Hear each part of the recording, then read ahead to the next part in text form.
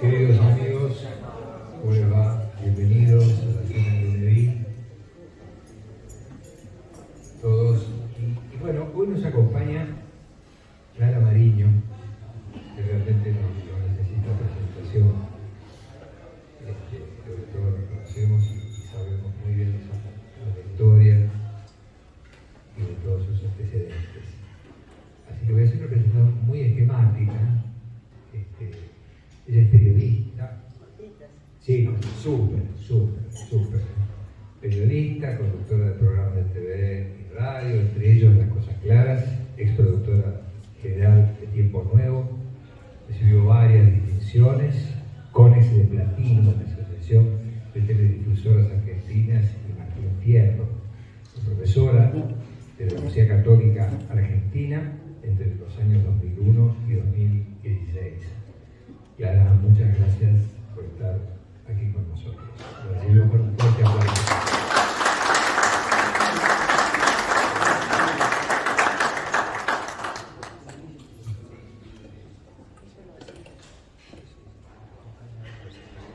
Bueno, hola. ¿Se escucha? Sí, perfecto. Bueno, muchísimas gracias por la invitación. Para mí es un placer aquí estar con ustedes. En cuanto Luis me hizo llegar la invitación, bueno, inmediatamente le dije que sí, porque realmente sé lo que es el círculo italiano, sé lo que ustedes representan, y para mí es un placer, vuelvo a remarcar, estar hoy con ustedes. Lo que me propuso Luis es dividir la presentación en dos partes cortas, de 10 minutos cada una. Traducido al idioma de la televisión, haré 2 bloques de 10 minutos, ¿no? Si ustedes lo permiten, y espero que no midan el rating acá, que nos pone a todos muy nerviosos, a todos los que trabajamos en televisión. Yo elegí titular esta presentación con el título de Las dos Argentinas. Y lo pensé porque siempre recuerdo un hecho que me tocó vivir en el programa Tiempo Nuevo, una vez que fue René Favaloro al programa. Y siempre lo recuerdo porque además Favaloro en ese momento tenía, y él iba a televisión y tenía 20 puntos de rating. Cada punto de rating son 100.000 personas. Calculan ustedes una noche lo que significaba René Favaloro en televisión. Y una noche recomendó un libro de un gran autor argentino, Eduardo Mallea, que se llama Historia de una pasión argentina. Y yo recuerdo esa influencia de Favaloro, porque al día siguiente nos llamaron de distintas librerías diciendo que había un montón de gente preguntando por ese libro en esas librerías y no tenían la edición, era un libro que había pasado al olvido y las librerías no lo tenían. Y yo elegí hablar de dos argentinas, un poco tomando como inspiración lo que dice Eduardo Mallea en ese libro sobre la Argentina, porque realmente es muy difícil explicarla. Yo siempre recuerdo a un 12 de octubre en la Embajada de España, fui a saludar al que era agregado cultural de la Embajada Española, era el año 2002 o 2003, que se iba de regreso a España. Y yo le pregunté, claro, había vivido la experiencia del 2001 aquí en la Argentina, y le pregunté qué le había parecido la Argentina, cómo la había vivido, y él con mucha gracia me dijo, mire, a mí me ha ido muy bien acá, disfruté muchísimo el tiempo que pasé en la Argentina. Y yo digo, ¿cómo hizo? Porque yo le seguía un poco la idea de todo lo que habíamos pasado, veníamos del 2001, y él dijo, mire, yo arreglé fácil el tema. A la Argentina me he limitado a quererla y he renunciado a entenderla. Y así me fue muy bien. Y siempre esta idea de las dos Argentinas, porque en el libro de Mallea cuenta que hay una Argentina visible, que es la que él dice, bueno, se escribió en el año 1937 el libro, y él dice, bueno, la Argentina que estaba en los cenáculos, en los funcionarios, en los políticos, en los que aparecían en los diarios, y él tenía una visión muy negativa, muy pesimista de esa Argentina que estaba viviendo en el año 1937. Y él decía, esa es la Argentina visible, pero hay otra que es la Argentina invisible, que es la Argentina profunda, que es la del ciudadano, que no suele aparecer en lo que era en ese momento, los medios de comunicación en ese momento, mire si lo hubiera escrito ahora, en la cual yo creo, él creía que en la Argentina individualmente había un sentido creador que estaba hundido por la Argentina de esa época, que no podían hacer.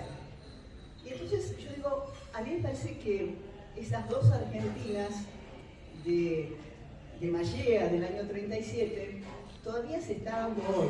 Yo creo que si uno ve la Argentina de hoy, la que se ve todos los días, realmente da para preocuparse. Hoy tenemos colegios tomados en la ciudad de Buenos Aires, mapuches atacando a la gendarmería en el sur, un narcotráfico dicho por el presidente de la Corte Suprema de Justicia, el doctor Rosati, que ha tomado esto como un tema central de la Corte, un narcotráfico desatado en el norte y que ha tomado prácticamente, señores, la ciudad de Rosario.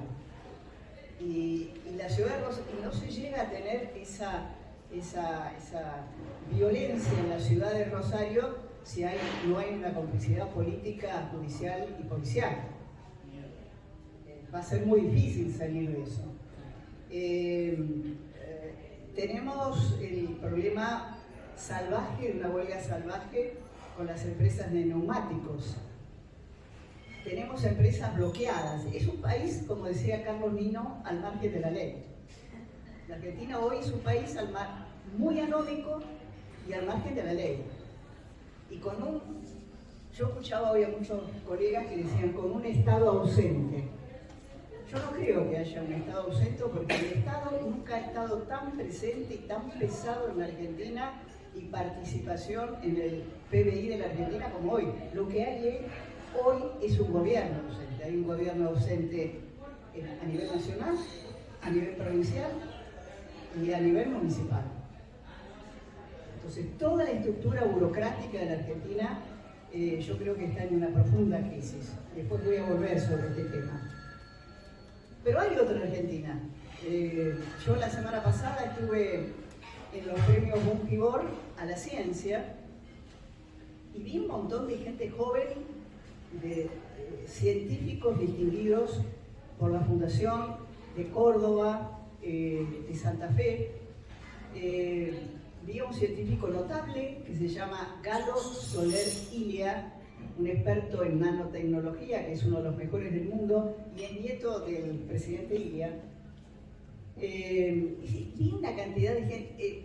El domingo le hacía una entrevista a un empresario pyme de la Patagonia, que tiene una empresa que produce artículos realmente exquisitos en chocolate, alfajores, una pyme de 200 personas, creada por inmigrantes italianos. Sus padres eran italianos, son italianos.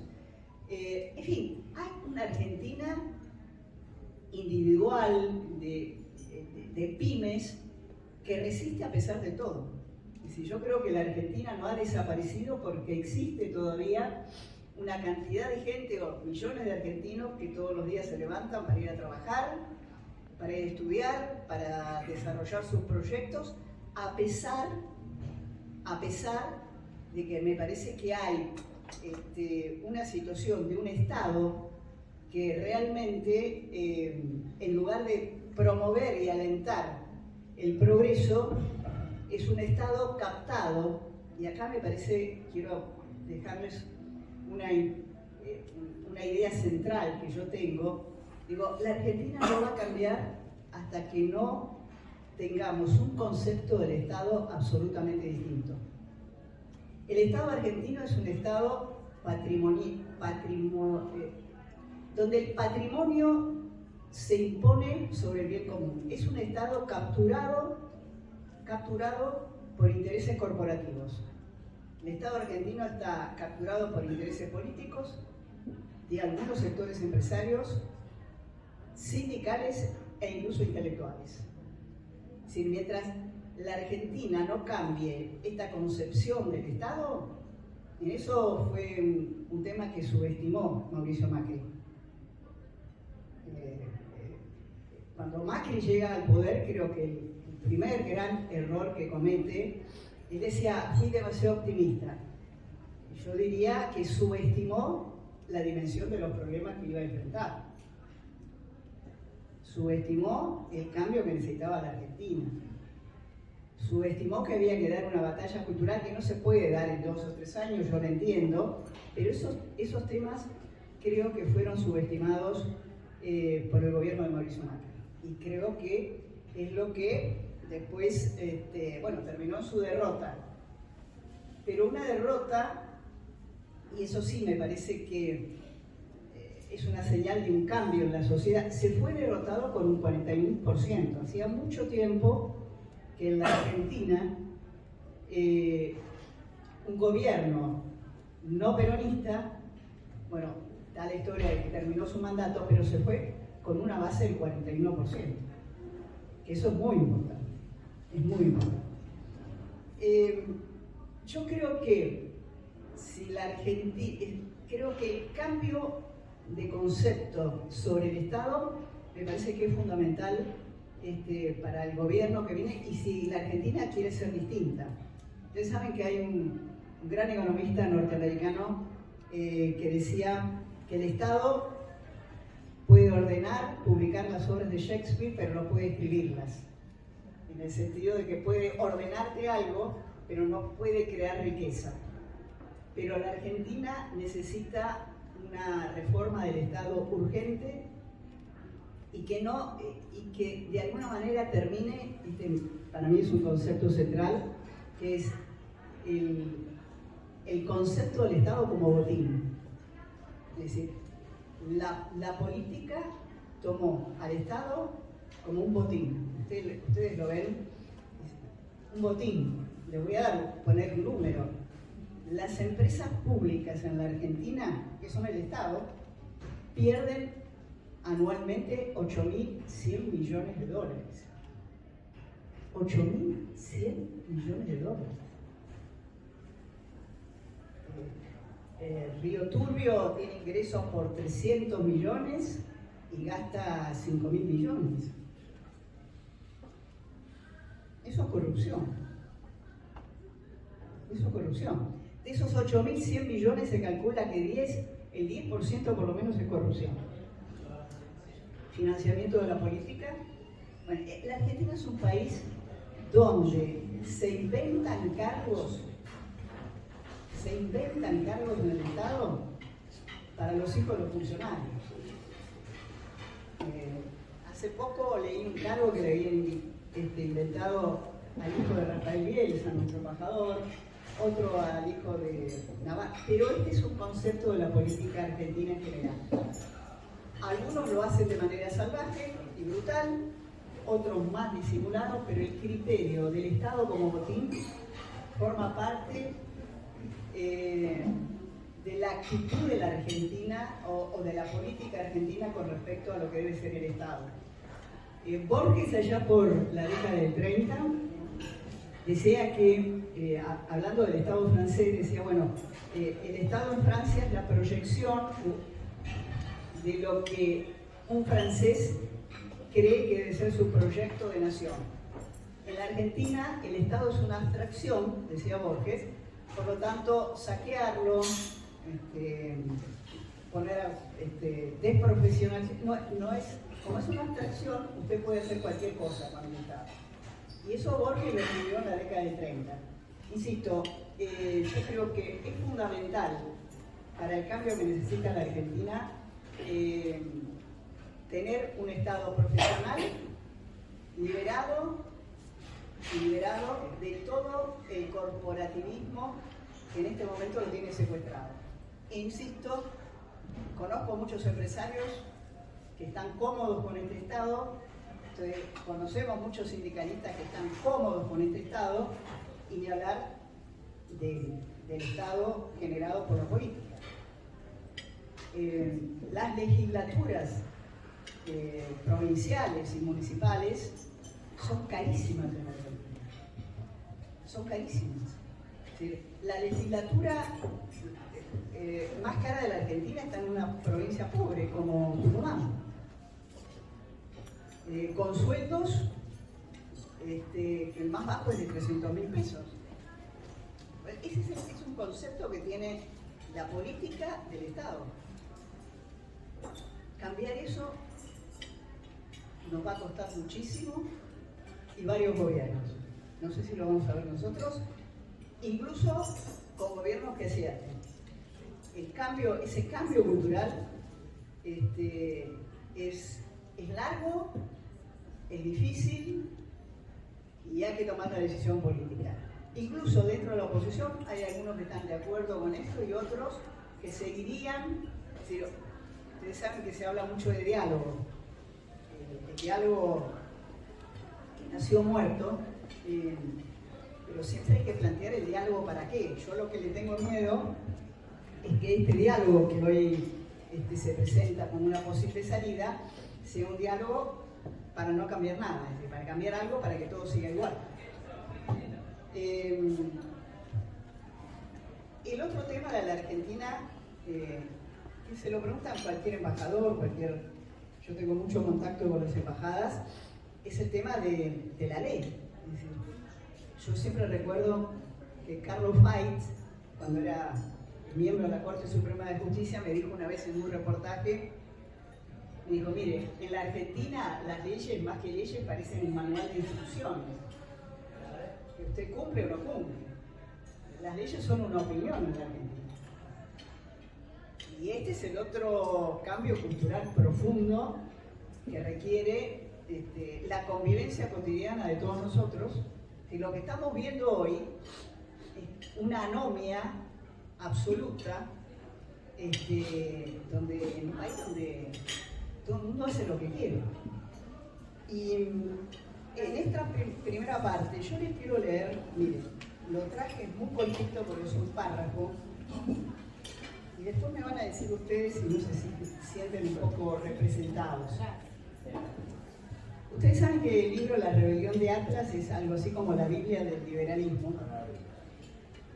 Lo escribió Ayn Rand, que si uno hace más de 70 años, ¿no? Y Bueno, hay parte que habla de un liberalismo absolutamente utópico, pero hay otras partes, y yo les voy a leer este párrafo, porque cuando lo leí lo copié, y me van a decir si esto no se parece mucho a la Argentina. Dice Ayn Rand: cuando adviertas que para producir necesitas obtener autorización de quienes no producen nada, cuando compruebes que el dinero fluye hacia quienes no producen bienes sino favores, cuando percibas que muchos se hacen ricos por el soborno y por las influencias más que por su trabajo, y que las leyes no te protegen contra ellos, sino que ellos están protegidos por las leyes, cuando descubras que la corrupción es recompensada y la honradez se convierte en un sacrificio, entonces podrás afirmar, sin temor a equivocarte, que tu sociedad está condenada. Esto es...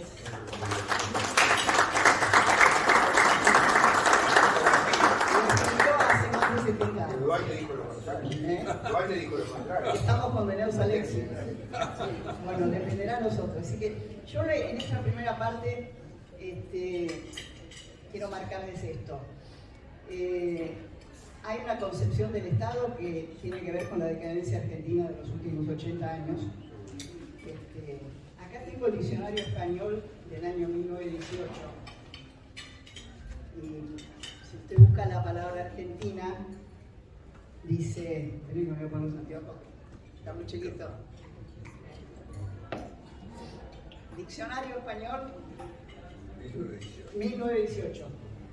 Acá está la fotocopia del diccionario. Cuando éramos potentes. Sí. Dice así. Se habla de la Argentina. Dice, la República Argentina está llamada a rivalizar en este día con los Estados Unidos de América del Norte, tanto por la extensión y riqueza de su suelo, como por la actividad de sus habitantes y el desarrollo e importancia de su industria y comercio. Esta era la idea que se tenía de la Argentina en 1918. En 1937 ya Manchega escribe Las dos Argentinas, ¿no? Entonces, yo en esta primera parte quiero marcar un poco, no como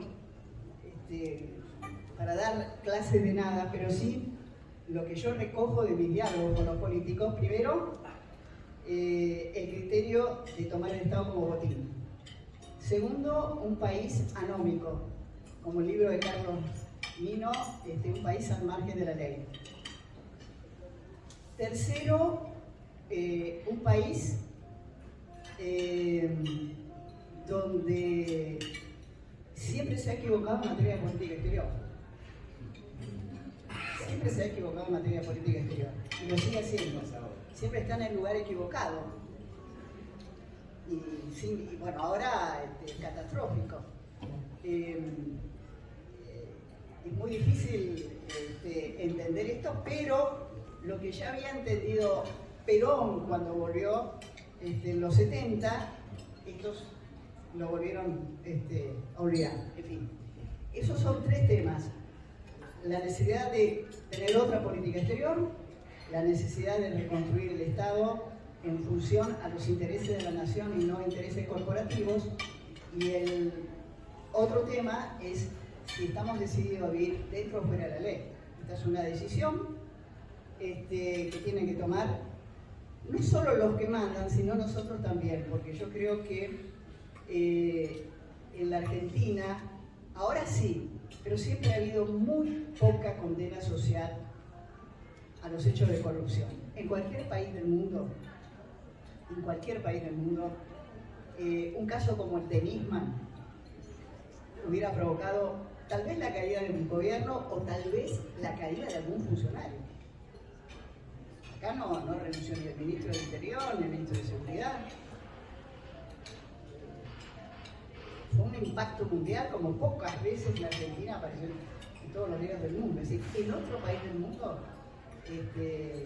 la muerte de Nisman hubiera provocado la caída de algún funcionario importante del gobierno, y también la derrota electoral del gobierno que no ocurrió. Por eso, también como sociedad debemos darnos cuenta qué cosas privilegiamos y qué cosas toleramos. Así que bueno, esta es la primera parte que me gustaría.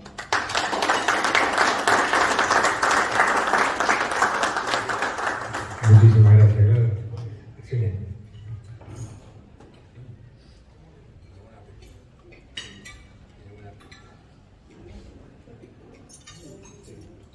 Ahora fueron 22 minutos.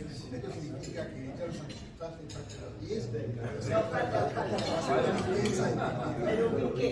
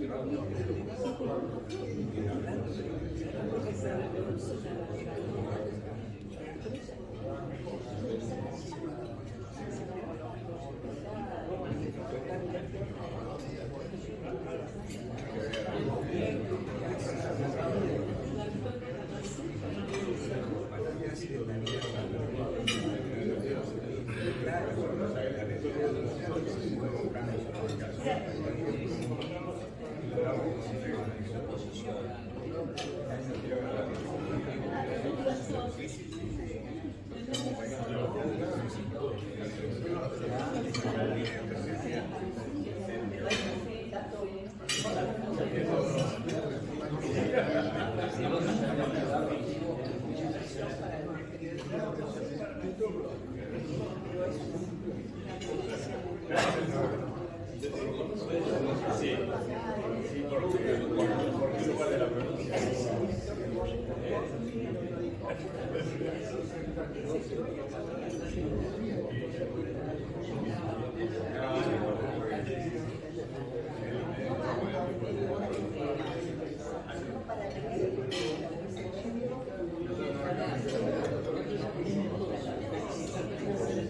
Es terrible, pero sabes que puede ser.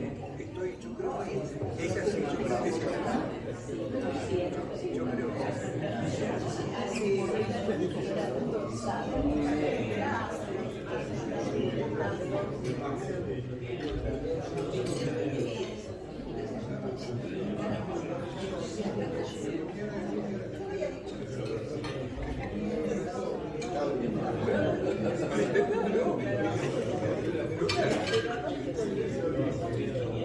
quieren escuchar eso.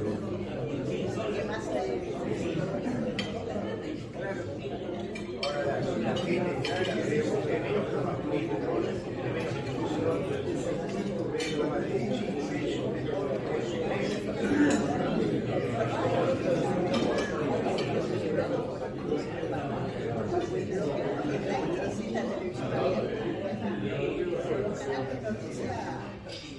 debe ser lo único. Están bastante bien. Ahora la televisión abierta está aquí.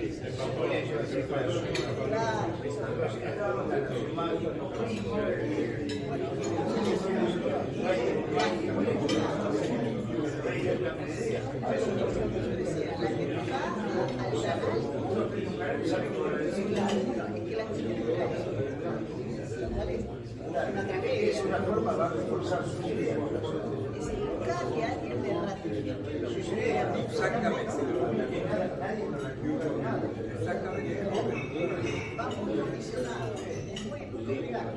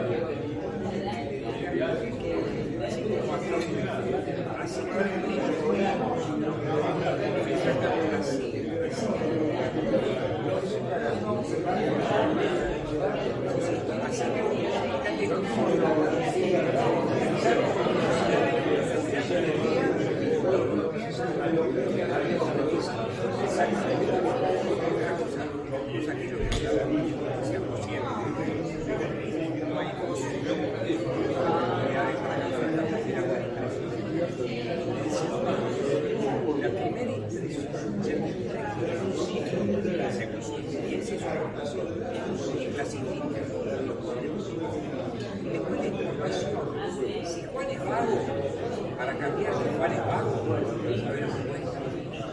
cuando vos te dijeron y vos creíste que Juan es vago, ¿cómo es la red social?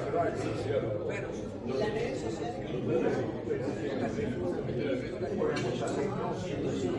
bueno, a mí me dicen cuando me sirve su pensamiento. ¿Se la creen? Yo te voy a contar. Una vez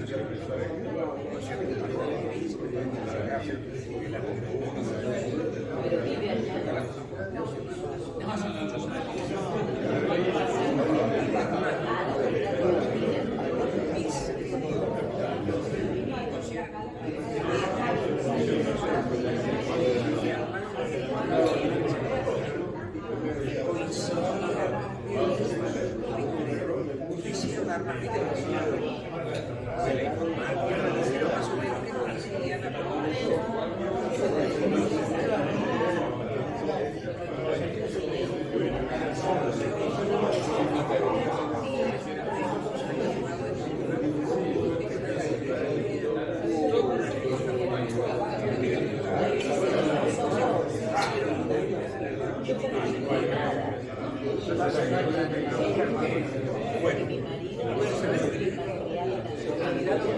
si seguimos insistiendo por eso, le das cuerpo, hacete la diferencia,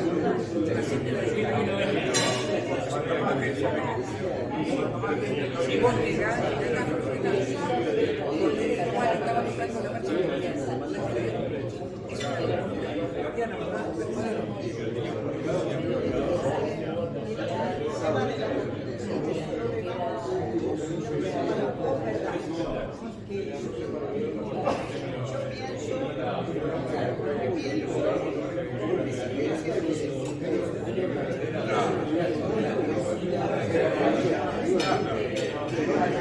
a mí no me venga.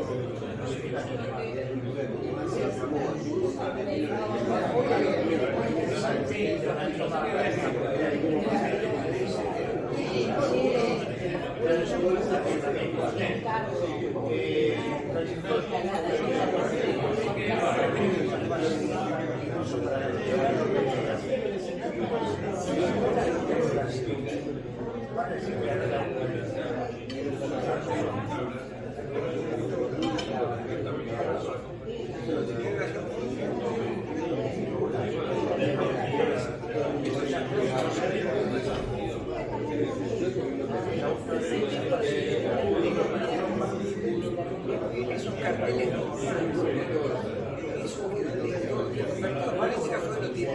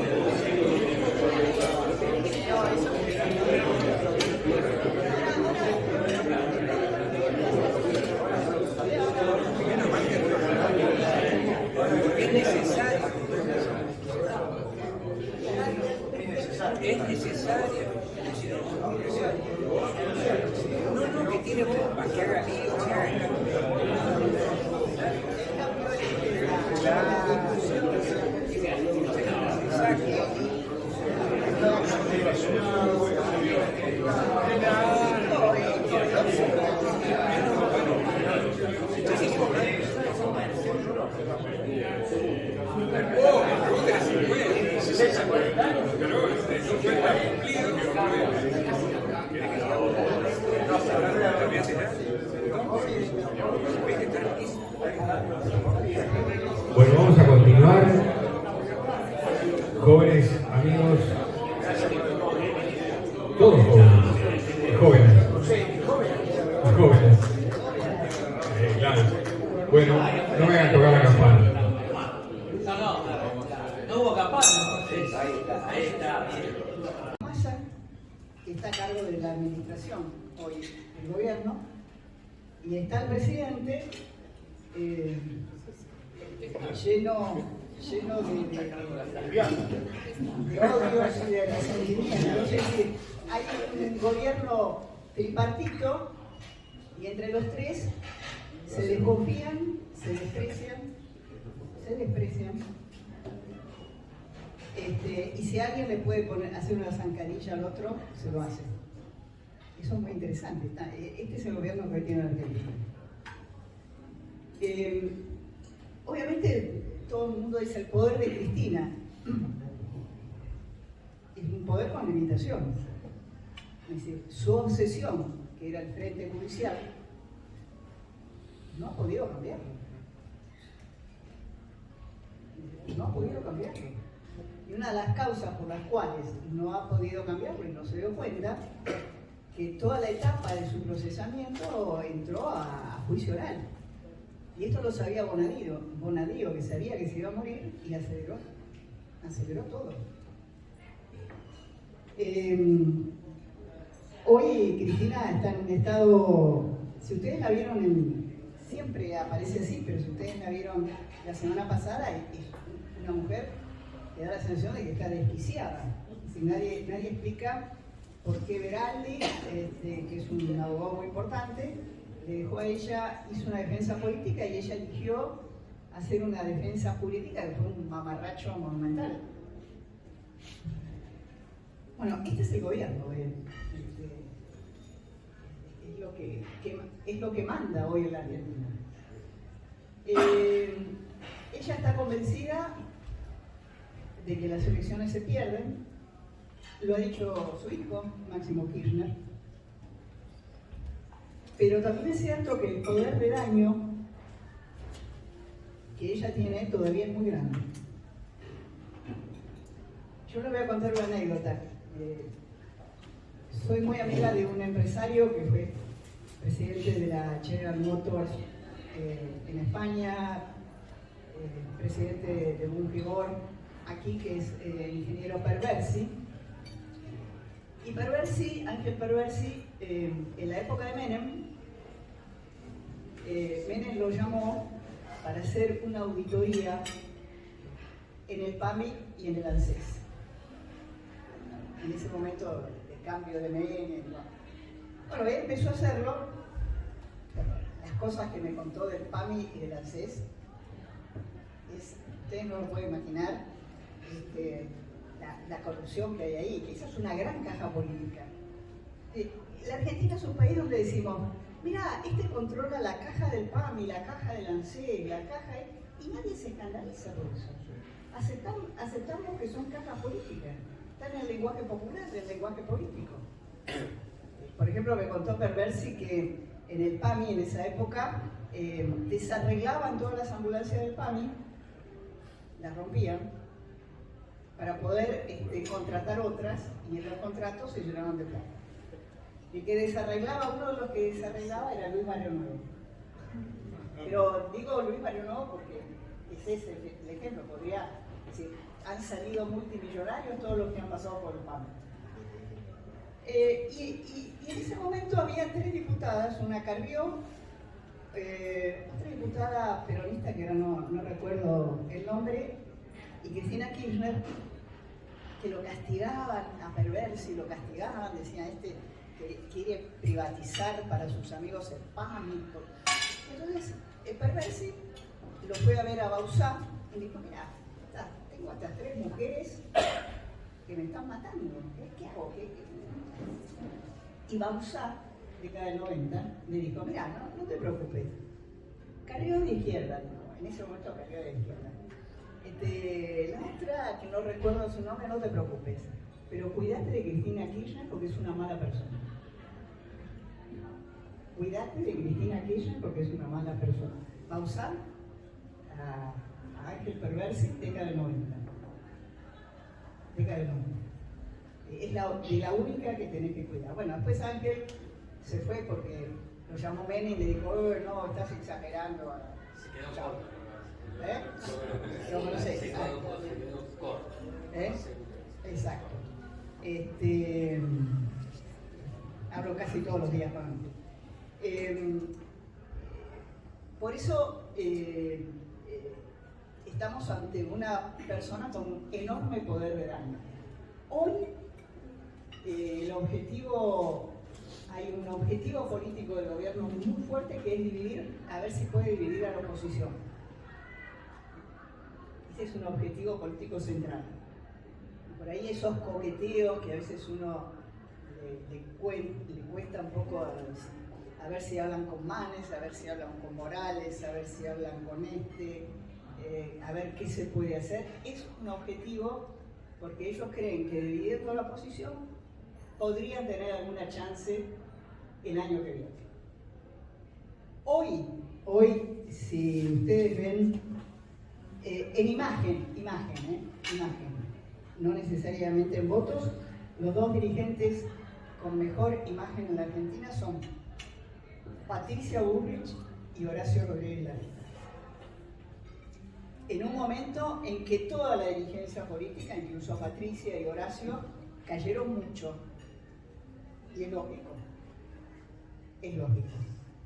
Hoy, digamos, si las elecciones fueran hoy, Son rivales los dos. van a ser rivales los dos.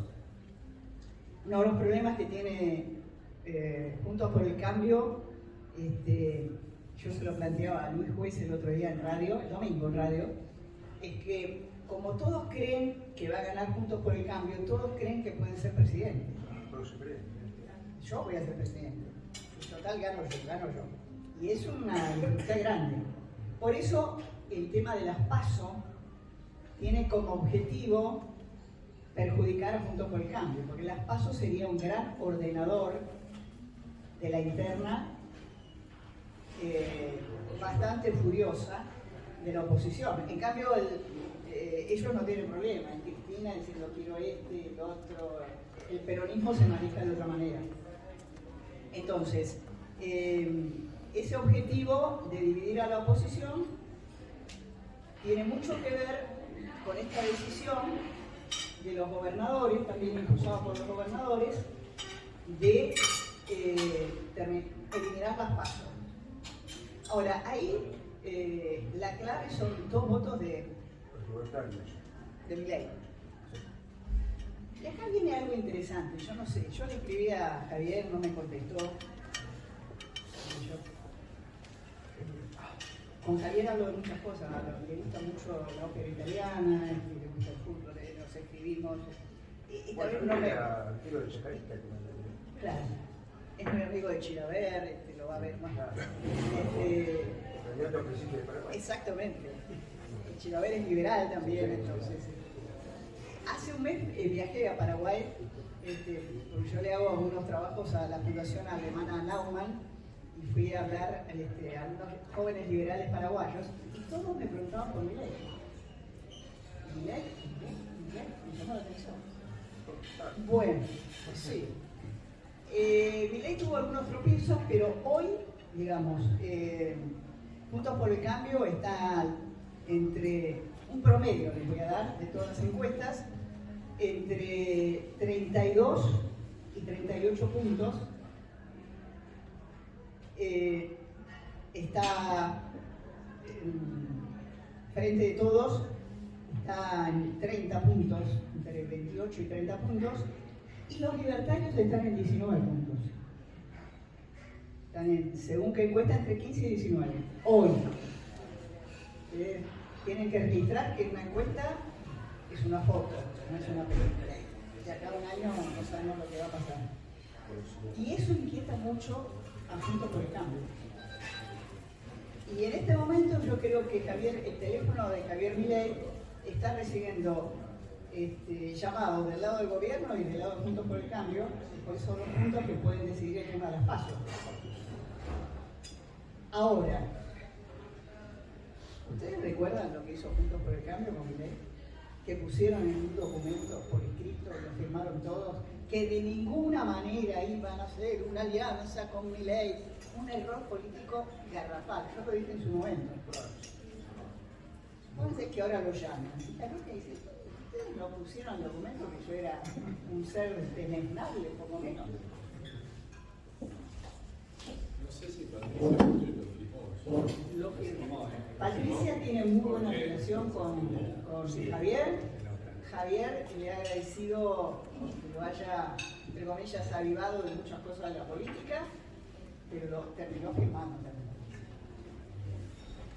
Ahora, ¿cuál va a ser la reacción de Milei? No sé, pero si él quisiera tomarse una pequeña venganza, le dice, no, voy a votar por la anulación de las pasos.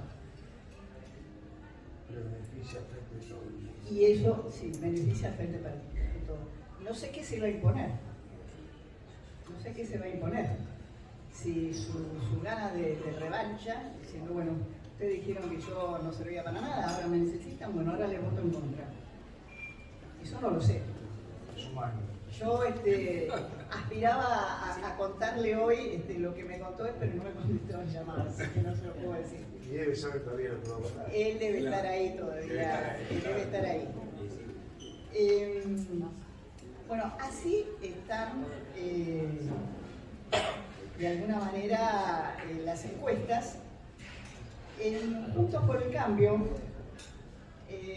están trabajando bien los equipos técnicos de las distintas fundaciones, la Fundación Alem, la Fundación de Macri, están trabajando bien, están trabajando mejor los equipos técnicos que los políticos.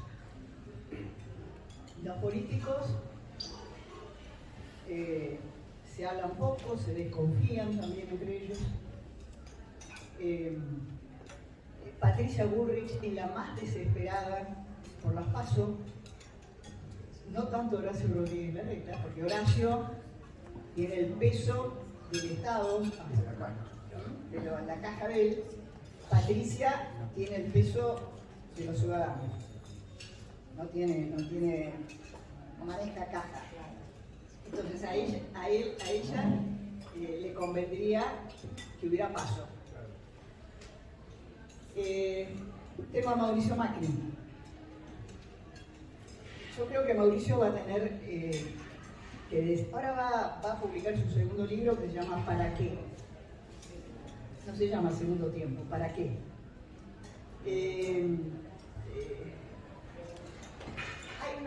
Yo he hablado con gente de Macri, en realidad no tiene tomada la decisión si se va a presentar o no.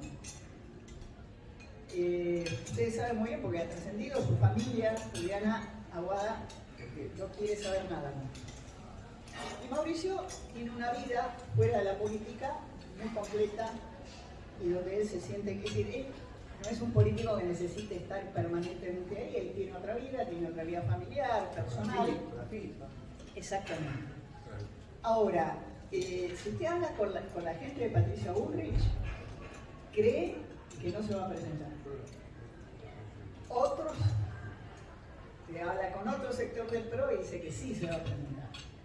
Así que yo creo que va a tener que definirse, eso no va a poder pasar más allá de enero, porque si no se va a transformar en un efecto muy distorsionador hacia adentro de la coalición. No pueden estar todos pendientes de ver qué va a hacer Macri. El otro foco de conflicto en la ciudad de Buenos Aires es quién va a ser el candidato a sucederlo a Horacio Rodríguez Larreta. Macri quería a su primo Jorge, Horacio Rodríguez Larreta se saca fotos con Lutó. El que más mide, esto dicho por Berenstein, el que mejor mide como candidato a la ciudad de Buenos Aires no es ni Macri ni es Lutó, es Fernán Quirós. Es Fernán Quirós. Ahora, si él va a ser Fernán Quirós mide más que Soledad Acuña. Soledad Acuña no mide tanto. Vidal está bastante desdibujada. ¿Perdón? Fernán Quirós es médico sanitarista, diferente a lo que fue Ramón Carrillo en la década del 50. Es así, no una modalidad. ¿Por qué no esperamos para las preguntas? A ver, María Eugenia Vidal no se pudo recuperar de este año que desapareció de la escena política y del cambio de provincia Ciudad de Buenos Aires. Es más, ella tuvo que modificar su discurso, que era muy ponedor, muy de palabras lindas, cuando entró a competirle Ricardo López Murphy, que la obligó a ser un poco más dura. Sí, la incorporación de Ricardo López Murphy me parece un aporte realmente de primera dentro de la coalición. Es más, yo creo que dentro del Congreso, para decir algo positivo, hoy hay figuras economistas que antes no tenía. Hoy te lo tiene a López Murphy, a Milei, a Martín Tetaz, a Luciano Laspina, falta alguien, a Expert, que dan batallas culturales importantes dentro del Congreso. Es decir, antes esas figuras de economistas capaces de dar discusión no existían. Hoy se dan discusiones económicas en el Congreso, en la Cámara de Diputados sobre todo, realmente interesantes, gracias a la incorporación de toda esta gente. Y creo que hay un tema ¿qué es lo que le falta para mí a Juntos por el Cambio? Y que le faltó. Esto lo hablé con el historiador Luis Alberto Romero.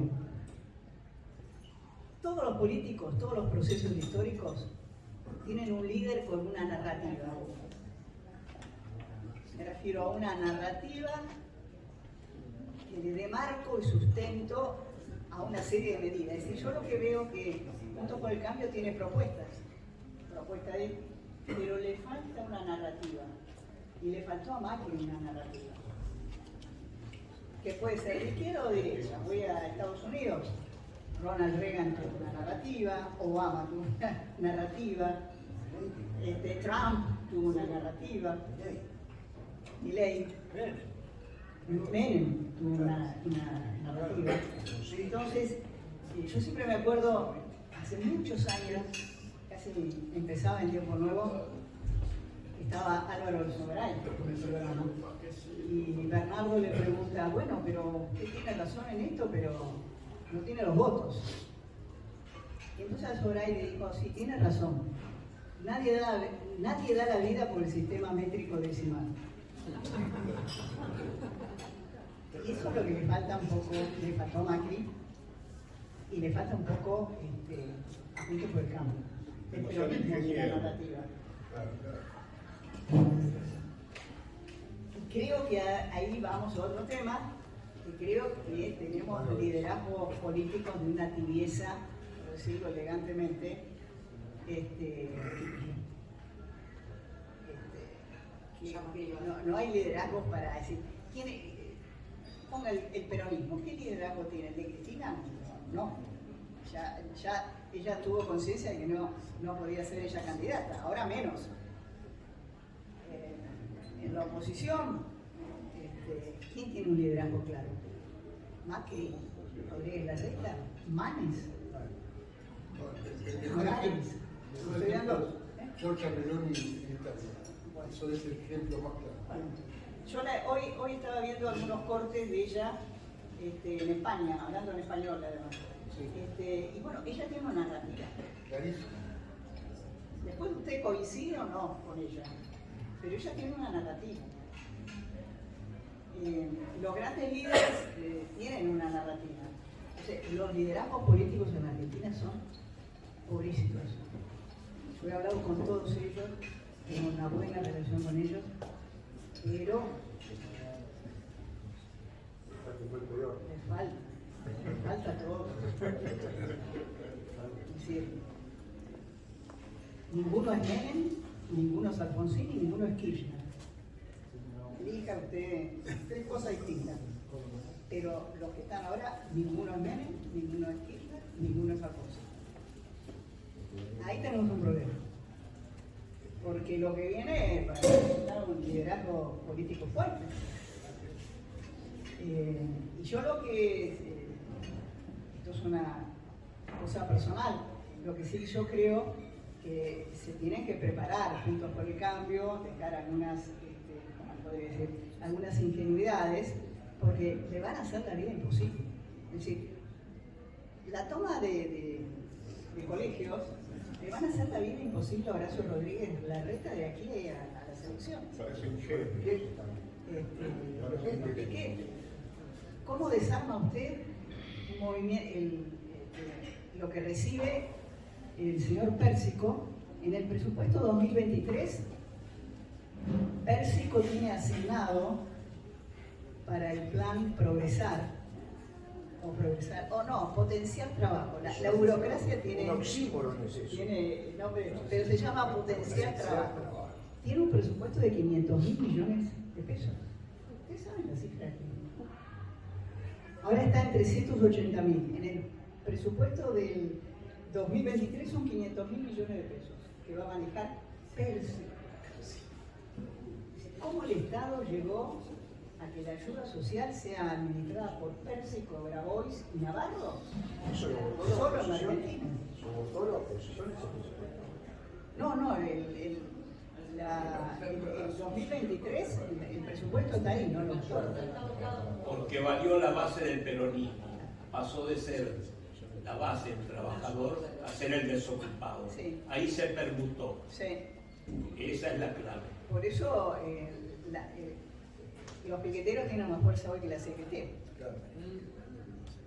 Así que de acá al futuro, aún cambiando el gobierno, señores, vamos a tener que dar batallas realmente muy importantes. Y yo creo en la batalla también por el lenguaje, ¿no? Porque el kirchnerismo ha tenido una gran habilidad para tratar de modificar, es decir, ellos querían dominar a los medios y lanzaban una ley de democratización de los medios, que era controlar a los medios. Democratización de la justicia, controlar a la justicia. Pero han fracasado en todos ellos. Es decir, ahí hubo resistencia en la Argentina. Pero yo creo que me parece muy importante las batallas culturales que se pueden dar desde los medios de comunicación, cada uno de ustedes individualmente y todas las instituciones. Ustedes saben que en comunicación hay una frase muy famosa que es: quien controla el lenguaje, controla la realidad. Quien controla el lenguaje, controla la realidad. Y el kirchnerismo durante mucho tiempo ha controlado el lenguaje y ha controlado la realidad. Por supuesto hubo resistencias, hoy, pero como yo decía en el momento anterior, creo que hubo también una, ¿cómo podría decir? Una no reacción de muchos sectores que han tenido una tolerancia hacia la corrupción. Es decir, la tolerancia a la corrupción es uno de los problemas también que tenemos como sociedad. Vuelvo a lo que decía en el bloque anterior. Ustedes recuerdan que Cristina es electa cuando se descubre las famosas valijas de Antonio Wilson. Igual la votaron. La votaron, sacó muchísimos votos. Entonces, estamos cambiando. Hay una generación que es la generación de las redes sociales, para bien o para mal, pero es una generación distinta. Y el fenómeno Milei es muy interesante. Yo creo que Milei acierta en dos cosas. Primero, en su histrionismo. Hay que ser un poco histriónico en política, pero fue una genialidad suya las dos palabras: casta política, que atraviesa a todos los segmentos.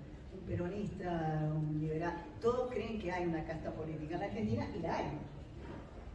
Si usted toma del 83 al 2022 y se pregunta cómo estamos cada uno de nosotros y cómo están todos los funcionarios, es facilísimo.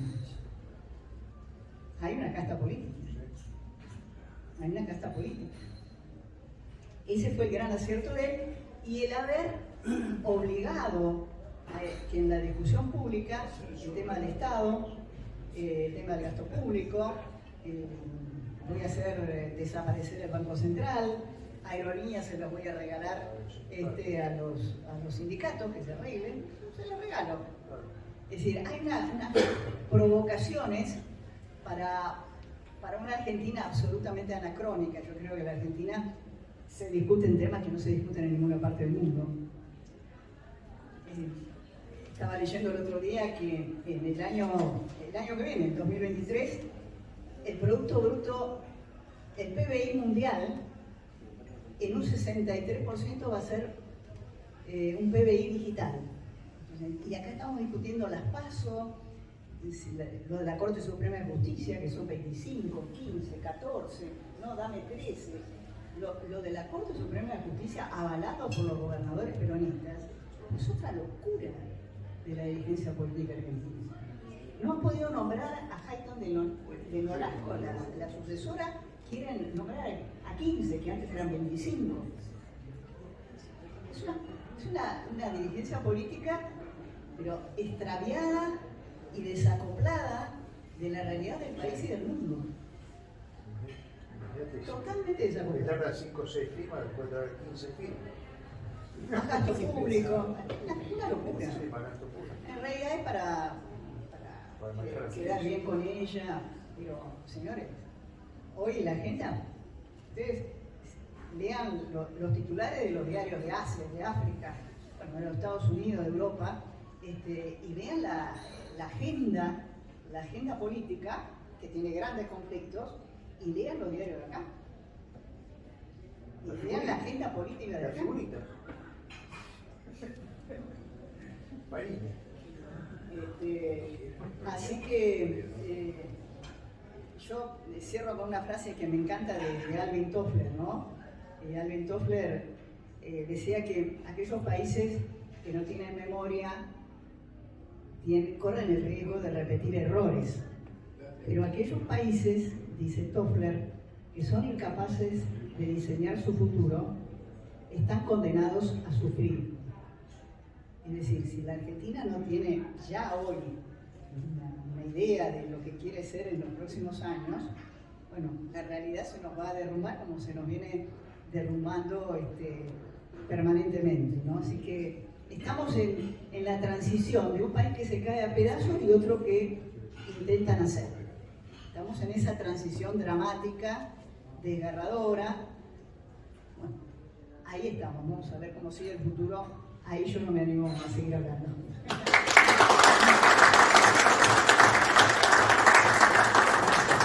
Muchísimas gracias, Clara. Excelente la exposición. Y bueno, tenemos una primera pregunta acá y seguimos luego en la mesa.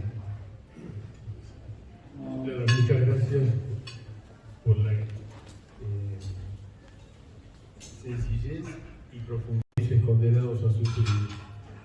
Quizás nosotros tengamos un antídoto para eso, pero lo que creo que todos nos hacemos es la pregunta sobre la probabilidad de que ese antídoto tenga, si es que hay un antídoto, si tiene posibilidades. Que es que haya diálogo, creo que para generar políticas de Estado, para generar acuerdos transversales que de alguna manera le den un espacio de tranquilidad a los próximos gobiernos, porque los próximos gobiernos, como bien dijiste, van a tener un infierno, no un cuadro de situación. Entonces, la pregunta es, ¿qué posibilidades existen hoy, en estas circunstancias y a esta altura casi electoral, de que haya acuerdos de ese tipo que puedan generar, no sé, 5 o 10 conceptos básicos no discutibles? Bueno, lo veo bastante difícil. Horacio Rodríguez Larreta ya hace un tiempo hoy. Además ha trascendido, cree que él necesita acordar con el 70% del espectro político argentino para hacer los cambios que hay que hacer. Con el 70%. Esto es discutible. Porque esta agenda de diálogo, no sé, siempre hemos hablado de la Moncloa española, que ya está, uno se ha cansado de la concertación chilena, de los acuerdos que hicieron en Uruguay. Fíjense, por ejemplo, que Brasil puede cambiar de Bolsonaro a Lula, pero Lula dijo, mi Banco Central va a seguir siendo independiente. Y Lula siempre tuvo un ultraliberal como presidente no republicano. Hoy el Banco Central de Brasil tiene 290.000 millones de dólares de reserva.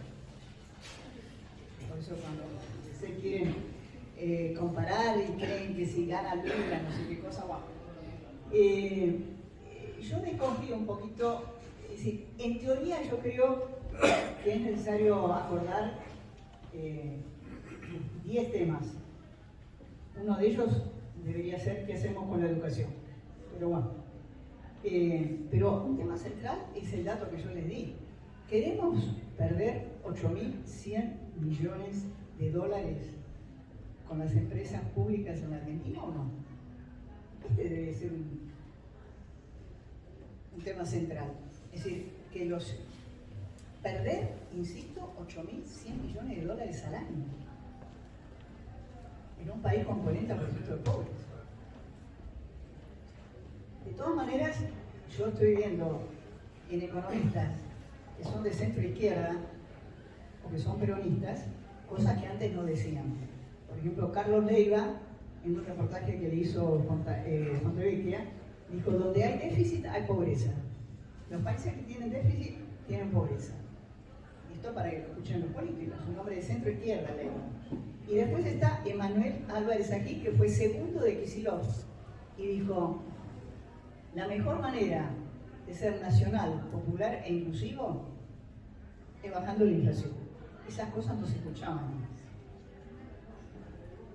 En otras partes del mundo, Felipe González ya lo decía hace 20 años atrás, pero hoy se están escuchando cosas en la Argentina que antes no se escuchaban. Y ahí tiene mucho mérito López Murphy, Milei y muchos de ellos. Pero también hay economistas de distintos sectores que antes no tenían esta agenda y que ahora lo están diciendo. Insisto, Álvarez Gil fue el segundo de Kicillof, no es un ultraliberal. Ese sería un tema. El otro tema, ¿qué política? Insisto, política exterior es fundamental para la Argentina. Hoy el mundo está ante cambios realmente extraordinarios y la Argentina va a tener que decidirse de qué lado se pone. Si le va a seguir dando pases a China, como la que hay en el sur, o va a tener una relación con los Estados Unidos y con Europa. Hay una frase de Perón, que Perón se equivocó mucho, pero decía que hacer política es hacer política exterior, el resto es alumbrado, barrido y limpieza, y es cierto. Hacer política, eso se lo dijo a algunos peronistas que le habían reclamado cuando Perón se estaba acercando un poco a Estados Unidos, ya al final de su segundo mandato, estaba haciendo contratos. Exacto, y le vinieron dijo, bueno, ustedes muchachos, ocúpense de las cosas acá, yo me ocupo de la política exterior, el resto es alumbrado, barrido y limpieza. ¿Qué política exterior vamos a tener? ¿Qué educación vamos a tener? Si vamos a seguir con la educación donde todo el mundo aprueba y vamos para adelante y no hay exigencia, si vamos a tener menos horas de clase que Ecuador, que Chile o que Brasil, por ejemplo. Esos son temas. Y el tema que yo les dije al comienzo de la charla, ¿qué vamos a hacer con el Estado? ¿Qué Estado queremos en la Argentina? Un Estado con 22, creo que son 20 o 22 ministerios. Yo que soy periodista, si ustedes me hacen repetir todos los ministerios, no me lo recuerdo. Bueno, Macri es uno de los errores de Macri. Macri aumentó los ministerios, aumentó la burocracia. Los planes sociales. Y otra cosa. Bueno, ahí estaba, yo estoy de acuerdo. Creo que la ministra no fue la mejor. Tengo buena relación con ella, pero se entregó enseguida. Tuvo que haber puesto a alguien con mayor muñeca política. Pero bueno, esto es fácil decirlo ahora, en ese momento. Pero sí, yo les quiero recordar que a la semana de haber asumido Macri, yo le invito a televisión a Juan Carlos de Pablo. De verdad, Juan Carlos, ¿qué te parece cómo diseñó Macri el ministro? No va a andar, me dijo. Y de Pablo, sabe. Y él me dijo que no iba a andar porque ese diseño burocrático que hizo Macri de jefe de gabinete, 2 subjefes de gabinete, 10 ministerios de economía, no va a funcionar. Dice, porque ahí, dice, en una reunión, me dijo, con la gracia de Pablo, en una reunión de Macri con todos los ministros, y Macri dice, bueno, ¿qué pasa con la inflación? Y todos se miran, nadie se hace cargo, nadie se hacía cargo de nada ahí. Y una cosa es lo que pensaba Aranguren, y otra cosa es lo que pensaba Brad Guy, y bueno, y así todo. Y tenía razón, el diseño que hizo Macri de la toma de decisiones de Estado en materia económica está en la génesis de sus fracasos. Pero me lo dijo de Pablo 10 días después de haber asumido Macri. El último ministro de Economía que tuvo a la Argentina es Labaña. Él no quería estas cosas de los egos, tener un Labaña o un Cavallo que lo pudieran. De hecho, Kirchner no lo terminó echándolo a Labaña. Pero, ¿qué hacer con el Estado? Creo que hay que reformarlo. Yo cerraría un montón de instituciones que no sirven para nada. Yo cerraría el INADI, todo eso que son el Ministerio de la Mujer. Yo soy mujer, pero no sirve para nada. La imprenta del Congreso. La imprenta del Congreso tiene alrededor de 800 empleados. El Congreso, la Biblioteca del Congreso de la Nación tiene casi los mismos empleados que la Biblioteca Nacional de China.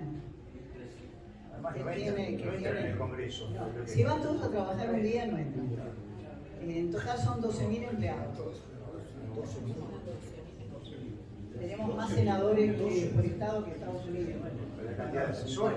Bueno, ese es esto es el financiamiento de la Argentina, es el financiamiento de la gente que produce de una Argentina parasitaria, que es todo lo que hemos estado hablando, son parásitos, no producen nada. Disculpe una pregunta. Sí. Yendo a lo que usted más supongo sabe hacer, que es el periodismo. A mí me choca el tema de ver hoy en los canales que van pasando de un canal a otro y las opiniones son totalmente distintas, depende del color del medio. De su profesionalidad, ¿qué opina? No estamos hablando acá. Yo creo que la libertad de expresión está garantizada no porque exista un canal privado, y acá es un concepto casi liberal, sino que la libertad de expresión está garantizada cuando están en el mercado informativo todas las tendencias. Kirchnerismo, antikirchnerismo, todas. Ahí no puede decir hay libertad de expresión, porque cada uno elige. Ahora, lo que se ha perdido, mire, yo he sido productora general de Tiempo Nuevo, y si hay alguien que fijaba posición, era Bernardo con sus editoriales, pero después en el resto del programa venían todos, los debates. Hay un retraso de la política argentina. Yo hice el debate Caputo-Sari. Fue el primer debate que organicé para la televisión. Pero fíjense ustedes que ahí hubo un canciller, Caputo, que desafía a un senador en un tema importante y el senador acepta. Hoy, ¿ustedes creen que si a mí se me ocurriera un gran debate, alguien podría aceptar eso? No. ¿Qué parece? No, pero Milei es un diputado, el otro era el senador que lideraba el no y el otro era un canciller. El otro debate que organicé era el de Cavallo en la cúspide de su momento con Terraño. Terraño lo desafía y Cavallo dice sí voy.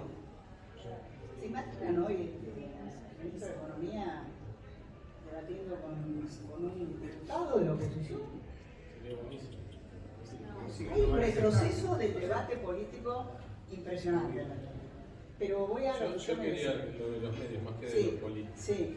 ¿Qué pasa ahí? Lo que creo que hay en los medios es algo que yo estaba discutiendo y que es un fenómeno mundial. Más allá de la falta de profesionalismo de algunos periodistas, de que puede haber algunos periodistas comprados, de algunos periodistas que son directamente malos, yo creo que se ha perdido la capacidad de construir, de la construcción de la noticia, que es todo un trabajo, porque sobra su opinión. Es decir, yo escucho a periodistas, les decía acá, que dicen, bueno, esto es lo que yo creo. Bueno, no es así. Vos podés creer, pero hay una realidad que tiene que estar por encima de lo que vos crees. Es que las editoriales van armando. Exacto. Ahora, hay un fenómeno mundial, y esto lo contó incluso hace unos meses cuando estuvo acá el director del Washington Post, Martin Bayron, que hoy las audiencias, todos ustedes, las audiencias, tanto la que va a ver un programa de televisión, o radio, o lee un libro, o lee, un diario, más que a informarse, va al medio que le va a ratificar lo que previamente ellos están pensando. Ejemplo, si yo estoy en un programa de televisión o en radio, como me pasó en radio, y lo elogio a Massa, si la gente que me está escuchando a mí supone que yo no puedo elogiar a Massa. Y entonces me escribían en Twitter, te compró Massa, estás en el canal de Massa. Sí, la gente necesita, me va a ver a mí o a Feynman o a Silvestre para ratificar lo que previamente, no a informarse, como pasaba hace 20 años, sino a que alguien que le gusta le ratifique lo que ya está pensando. Y eso es todo un problema y un desafío para el periodista. Y además, en casi todos los medios en el mundo, aunque en esas cadenas se mantiene cierta objetividad, si usted ve las cadenas de Estados Unidos, usted sabía que la Fox estaba con Trump y todos los trumpistas ven la Fox y todos los que querían a Biden veían CNN. Es un fenómeno mundial muy negativo. Muy negativo. Ahí teníamos una pregunta más, después hacemos ahí. Solo para seguir con este tema un poquito, quizás más influenciado por algunos periodistas familiares militantes, ¿no? Yendo a lo que usted mencionaba, yo creo que quizás la preocupación de él, yo tengo un caso muy claro que no entendí nunca el funcionamiento del periodismo, que es el caso Maldonado, donde el grueso de la gente entendió que era una operación política, pero el periodismo la sostuvo hasta el final.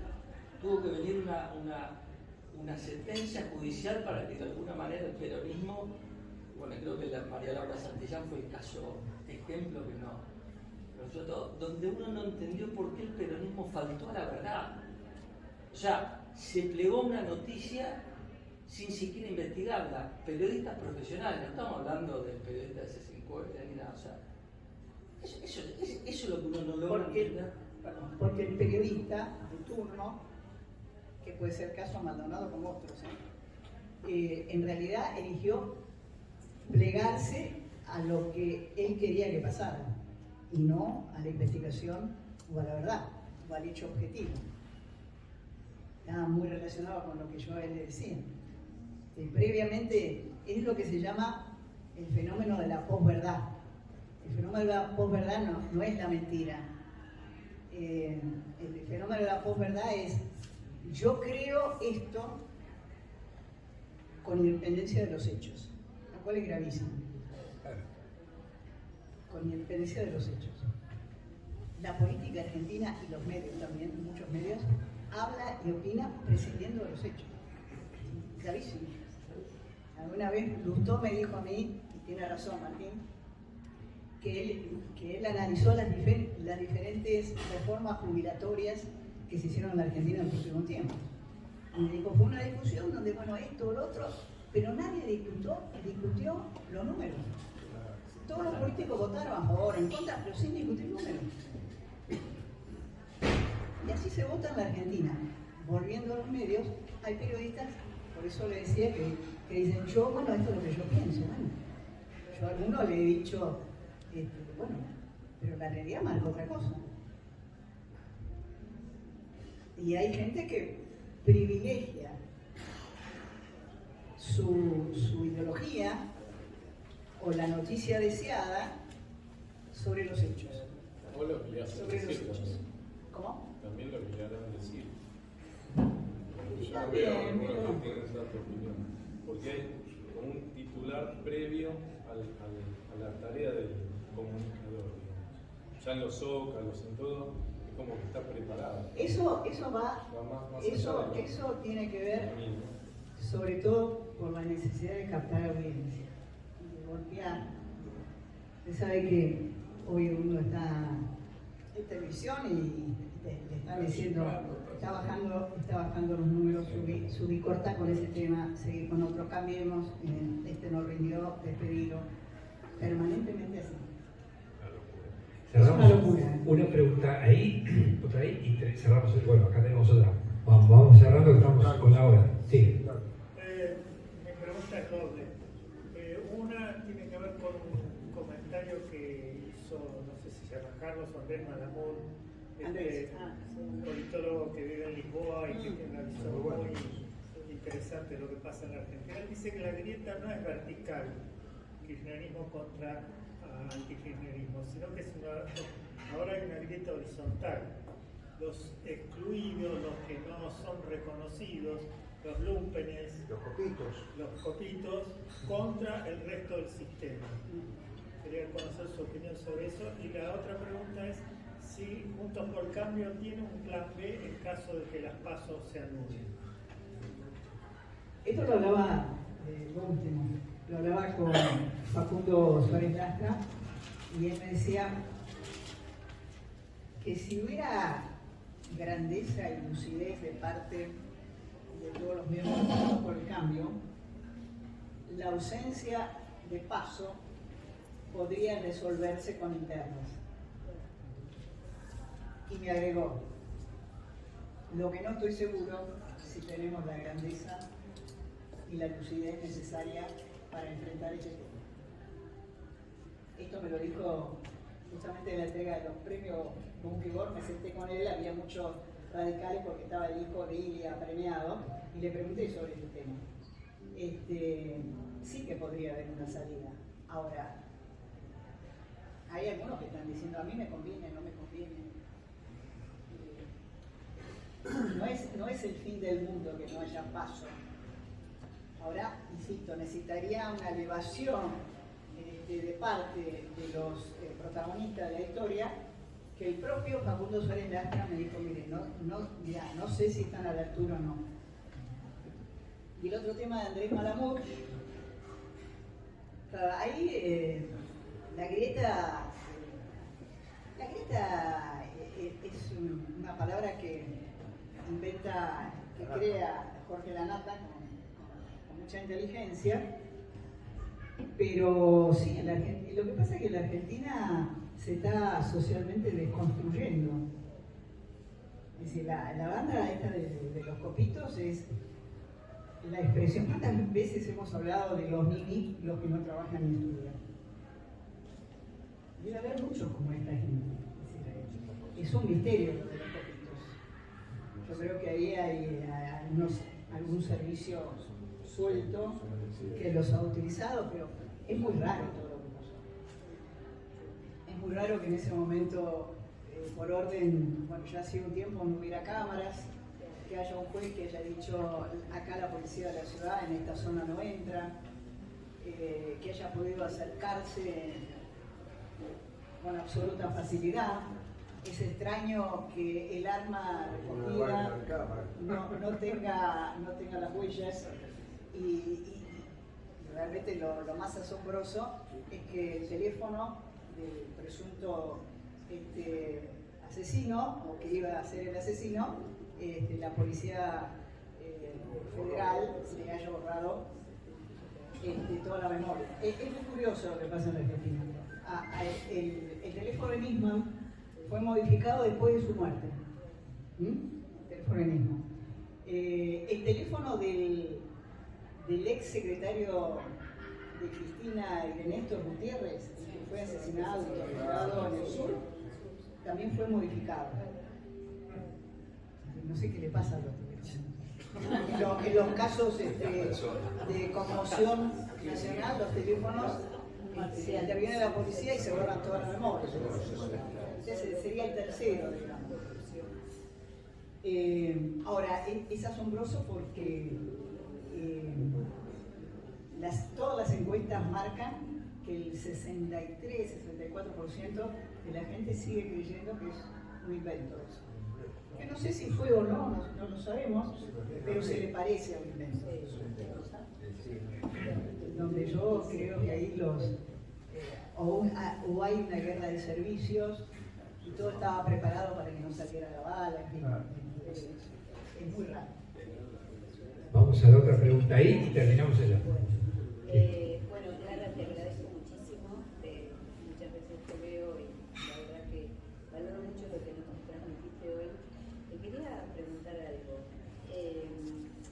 Vos sabés que Cristina realmente es una canalla, digamos, es el grado más alto de la perversión. Canalla es no solo de que no tiene ley, sino que además ella sabe que hace el mal, pero aparte, digamos, lo goza. No me queda claro cuál es tu opinión de Cristina Fernández. Psicoanalíticamente te lo digo, yo soy psicoanalista y vos Ahora yo te pregunto, a mí me preocupa muchísimo toda esta cuestión de lo que vos decís, de acuerdo totalmente. ¿Cómo salimos de esto porque vos estabas hablando de un 30% de gente que yo me pregunto, ¿no? Está bien, digamos, Hitler también manejaba masas, pero yo digo, ¿quién la vota? ¿Por qué la vota? Esto que vos acabas de decir, de lo que se oculta, el teléfono de Nisman, el teléfono de pibe que evidentemente era muy evidente que ahí estaba la custodia de ella, no intervino, no hubo, digamos, no es que, cuando vos lo ves decís acá pasa algo, pero yo digo, ¿cómo salimos adelante con semejante anomia, con semejante locura de este relato que vos escuchás de una persona llena de odio y realmente que no importa nada de nadie, que usa a los pobres, y por eso tenemos la cantidad que tenemos? Digo, ¿cómo se sale? Porque es verdad lo que yo pensaba lo mismo. Yo decía, ¿cómo puede ser que Macri no se haya dado cuenta que esto no era fake? No era fake. Claro, él subestimó. Claro, yo creo que lo subestimó. Entonces yo digo, ¿cómo se hace para juntarse? Yo tengo mi opinión particular también de este hombre del libertario, porque me parece que es un psicótico, lo digo pero bueno, acá el problema, ¿sabes cuál es? Es esto, ¿cómo se hace para salir adelante? Cuando vos leías esta frase de que en 1918 la Argentina estaba a la altura de Estados Unidos, entonces yo digo, realmente no sé cómo se sale de esto. Es posible porque yo soy muy, digamos, esperanzadora y siempre voy para adelante, sea como sea, pero lo que me pasa es que no sé cómo realmente. Bueno, ¿cómo se sale? Es difícil, pero por Si el responde empate, candidata. Sí, la votamos. Lo primero que digo es que esto es un proceso. Es un proceso. Es decir, querer torcer 80 años de un Estado captado por el corporativismo y cambiarlo no lleva 4 años. Se necesitarían varios procesos, varios gobiernos para poder salir de este problema. Hay un 30% de argentinos que hay que aceptarlo,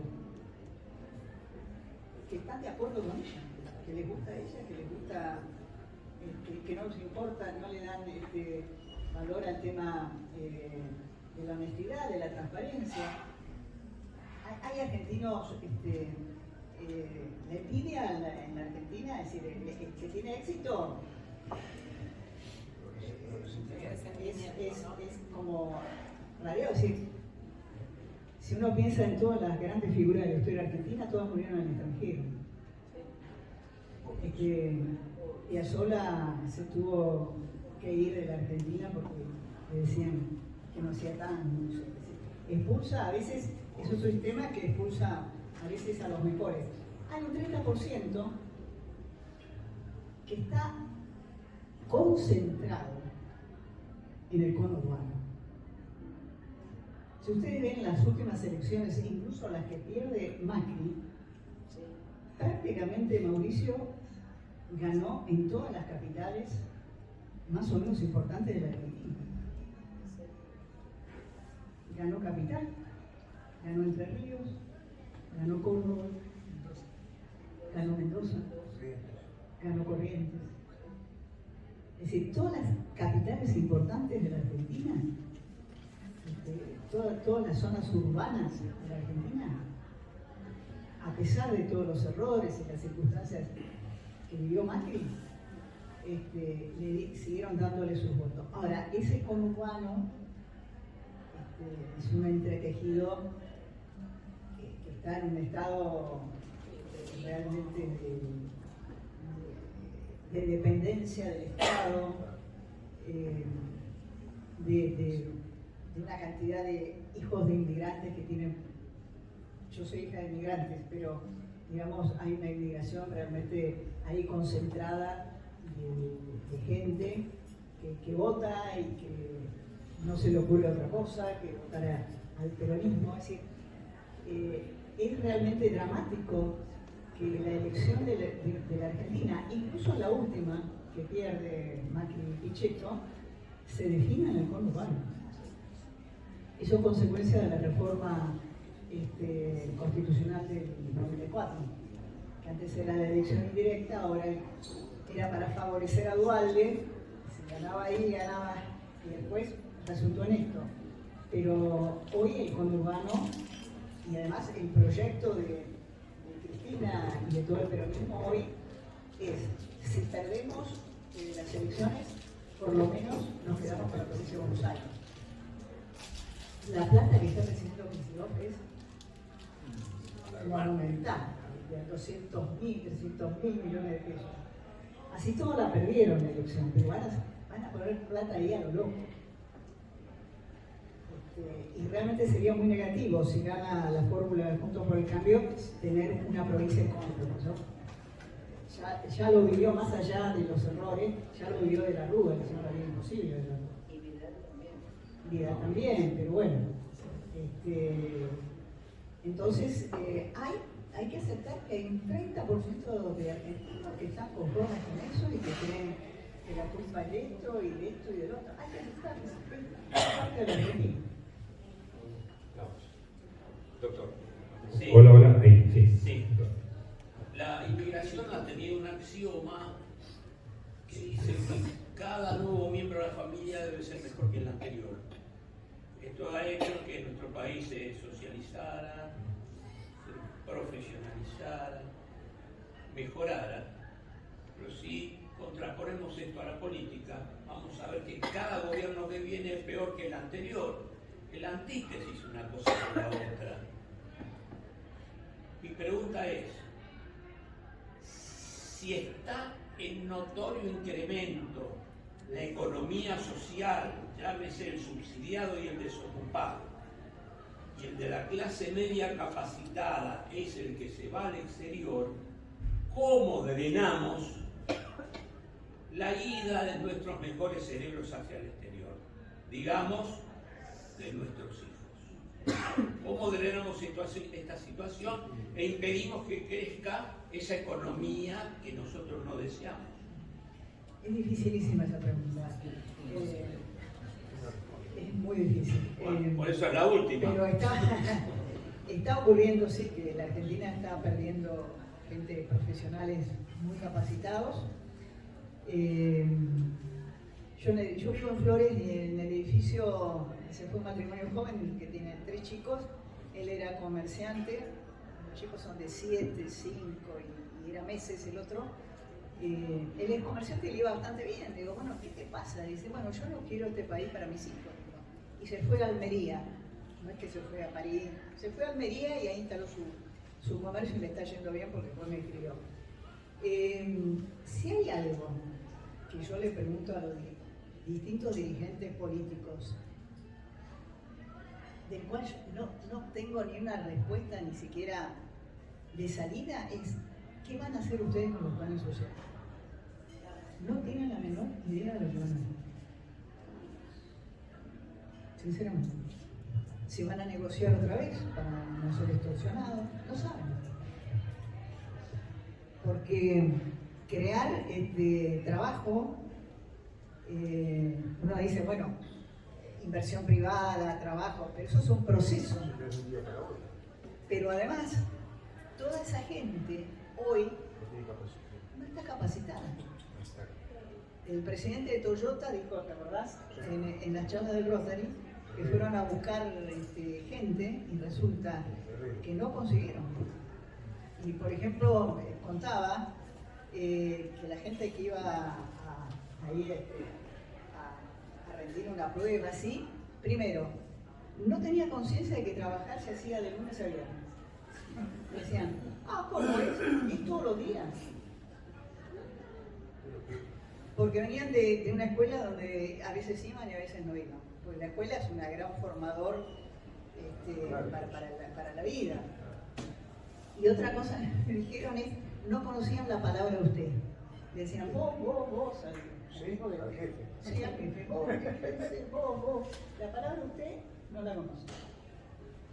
Entonces, tenemos un problema que si no es el segundo o el primer problema más grande que va a tener el gobierno que viene, por ahí anda. E insisto, a mí lo que me llama la atención es que cada vez que pregunto eso, la única que se anima a decir cosas, termino con todo, es Patricia Burgos. Pero vamos a ver si puede terminar con eso. Tenemos acá un sobreturno médico, último. Muchas gracias, Clara. Realmente tener las cosas claras y es muy motivante escuchar. Sin embargo, yo quería hacerte un comentario respecto de uno de los candidatos que vos hiciste referencia, que es Rodríguez Larreta. Y quiero acordártelo como comentario. Está claro que nosotros tenemos 4 hijos, todos los cuales que son ingenieros y nuestra nuera se fueron a hacer un máster y bueno, sabemos que sus planes son afuera. Pero consideramos, no obstante, que el afecto que transmitimos sobre nuestra patria, sobre nuestras costumbres y demás, son un ancla que nos hará volver, por lo menos en nuestra esperanza.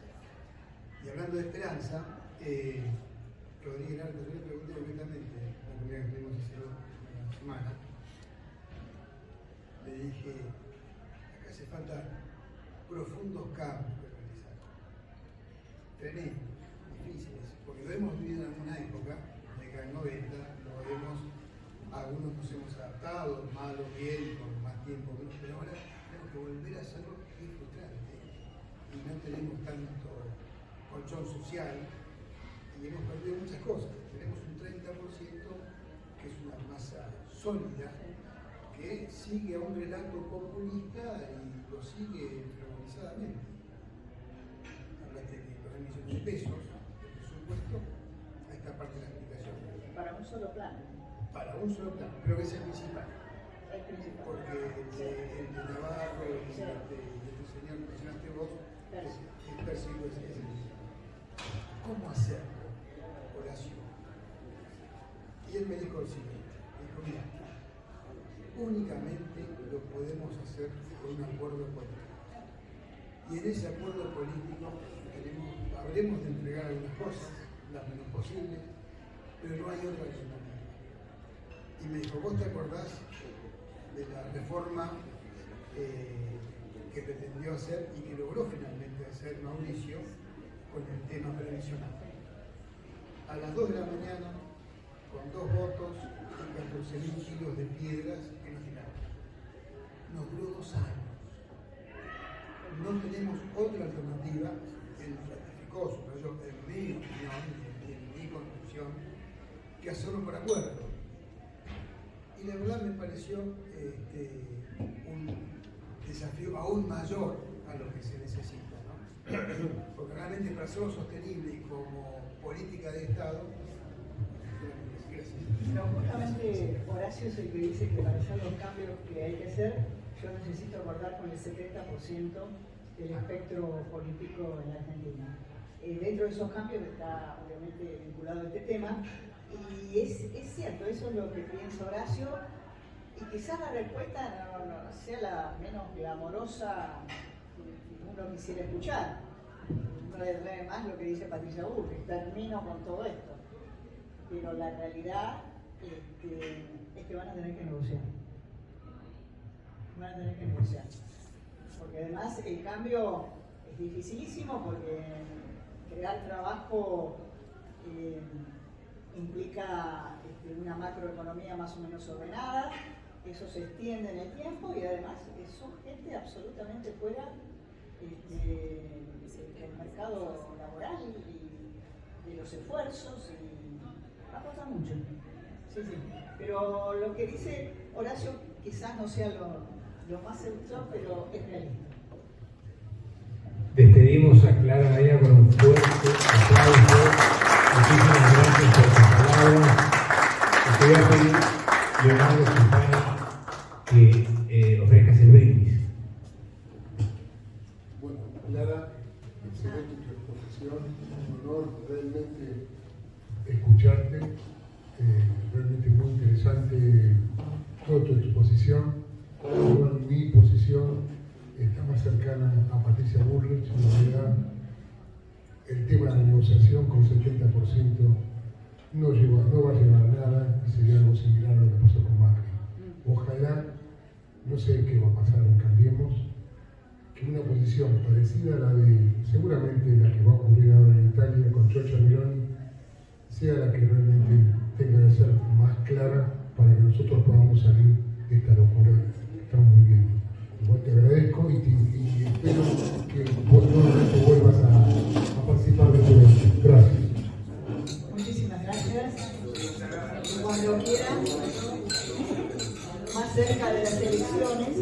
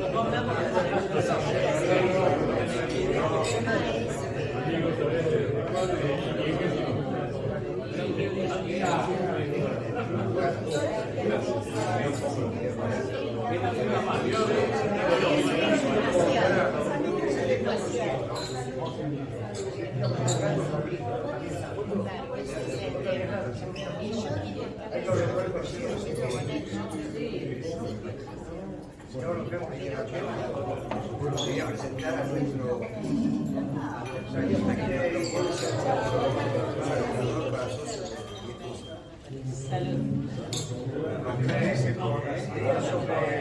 sobre la etiqueta que le ponen de los pues como si con este se hizo una